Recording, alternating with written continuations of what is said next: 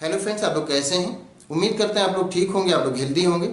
Friends, इस video में हम बात करेंगे कि जो अर्थ है उस पर हमारे लिए वॉक करना चलना आसान होता है, जबकि मून पर हमारे लिए चलना मुश्किल होता है। तो इसके लिए इसके पीछे का रीज़न क्या है। तो इसके पीछे का रीज़न होता है ग्रेविटी फोर्स। जो हमारा अर्थ है उसका जो ग्रेविटी फोर्स है हमारे लिए, हमारे चलने के लिए, हमारे दौड़ने के लिए, हमारे मूवमेंट के लिए बहुत सुटेबल होता है।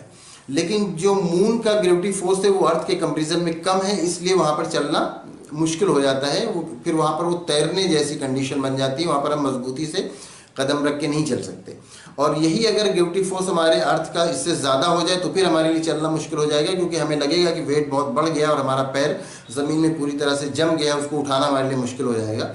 और इसी तरह से मून पर जब यहाँ अर्थ के कंपेरिजन में ग्रेविटी फोर्स कम हो जाती है तो फिर हमारा पैर ज़मीन पर जमाना मुश्किल हो जाता है और हमें लगता है कि हम तैरने की कंडीशन में हैं। इस तरह से लगता है कि हमारे पैर मजबूती से नीचे नहीं पड़ रहे हैं, बॉटम में नहीं लग रहे हैं। जो मून है वहाँ, क्योंकि मून का ग्रेविटी फोर्स कम है इसलिए मून पर चलना मुश्किल है। जो अर्थ का ग्रेविटी फोर्स है मून के कंपेरिजन में ज़्यादा है, लेकिन हमारे लिए बिल्कुल सुटेबल है, इसलिए हमारा अर्थ पर चलना आसान है। अगर अर्थ से ज़्यादा कहीं पर ग्रेविटी फोर्स हो तो वहाँ पर भी हमारे लिए चलना मुश्किल हो जाएगा, क्योंकि वहाँ हमें ऐसा लगेगा कि हमारे पैर पूरी तरह से जम गए हैं। जबकि मून का ग्रेविटी फोर्स कम है तो वहाँ पर हमें ऐसे लगता है कि हमारे जो पैर हैं वो ज़मीन में पूरी तरह से जम नहीं रहे हैं।